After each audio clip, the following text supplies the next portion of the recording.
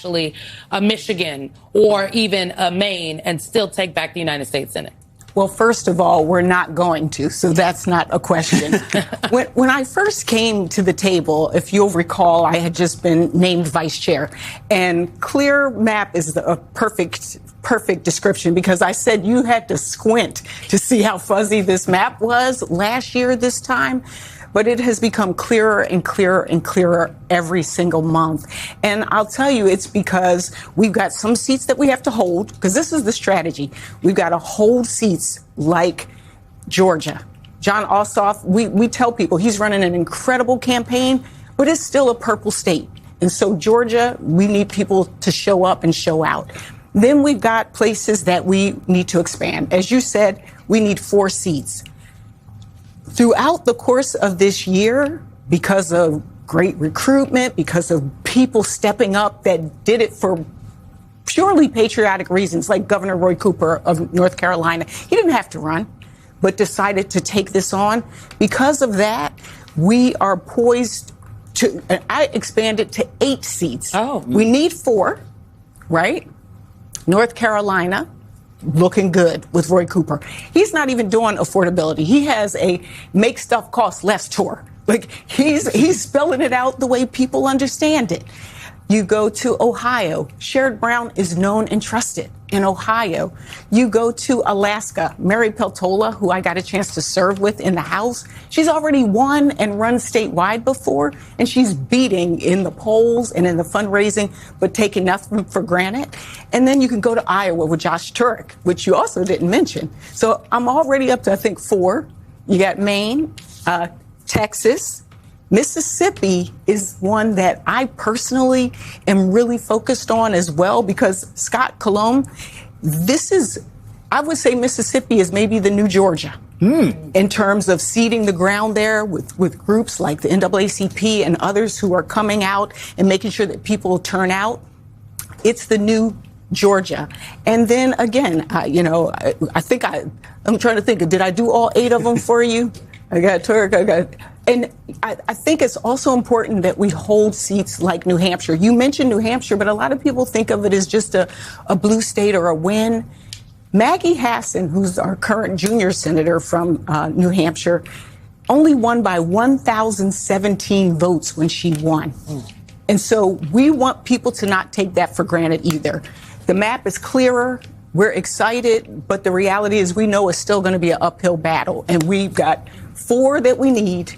I say we got 8 that we could win. Well, Scott Colomb's going to be on the show tomorrow night, so wonderful. I know somebody at the table is going to be real happy. Yeah, I got questions. The South got something to say, specifically Mississippi. I forgot Florida. I also forgot Vindman. We got Vindman. We have pickup opportunities across the country. You do. And I just want to reiterate once again how important what you've just laid out is for people to really understand, who want to typically kind of gnash their teeth and rub their hands and scratch their heads. There's been a lot of good ground gaming done over an extended period of time to afford Democrats to win special election races at both the state level and locally. Obviously, some congressional seats as well along the way. All of that's good on paper. A year ago, I was looking at the upcoming races and had said Democrats, in my estimation, a year ago were poised to win the Senate. Why? Because I know my team. Wow. And I know. You knew this last year? I knew this, yeah. He did. He was like the only one. I was like, I'm not with you, Michael Steele. You were proud. Yeah. Wow. I'm happy to be Because I know my team and I know how they play. And with Donald Trump calling the shots, there was no way they were going to be in a position to battle on 2 fronts at the same time. So they made the Senate more vulnerable than it needed to be. And that trend line started a year ago. And here we are. The crux of my question for you is where I think Democrats fall down. And you fell down miserably in 2024 when a significant number of your base voters stayed home because, I don't know, price of eggs in Gaza. I don't know how that was a greater threat than Donald Trump. But that's going to have to be the nexus that folks have to get over. The affordability issue is a powerful one for Democrats to speak. I think the other powerful combo meal for them to level up is corruption. Yes. And I think the more you are able to tie in the fact that you can't afford to feed your family because of Donald Trump's corruption. Right.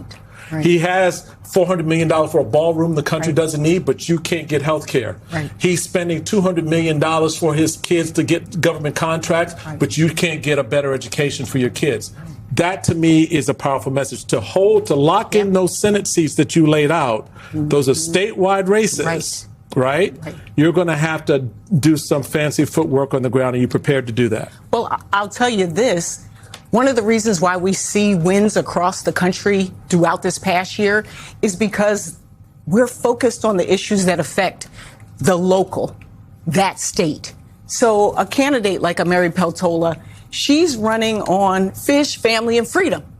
Fish works in Alaska. It might not work in North Carolina. Right. You know, you're running the candidates where you find them. And that's why I think you've seen, again, you know, people in this country say, we're fighting for them. I was at the supermarket on the 3rd of July, and I remember a 15-minute trip took 2 hours. But the conversations that people were saying to me, they were coming up to me and saying, they didn't say, we need Democrats to be more progressive. We need Democrats to be more moderate. They were saying, fight for us. That's it. And that's what I see in these candidates. These are people who understand. 5th generation logger in Maine. That's what Troy Jackson is. 8th generation for Scott Colomb in Mississippi. And these are people who are invested in their communities and who are fighting and listening at a time when right now people are struggling. And this administration, from getting us into a war to telling us it was a golden age and the only people taking home the gold is him and his family.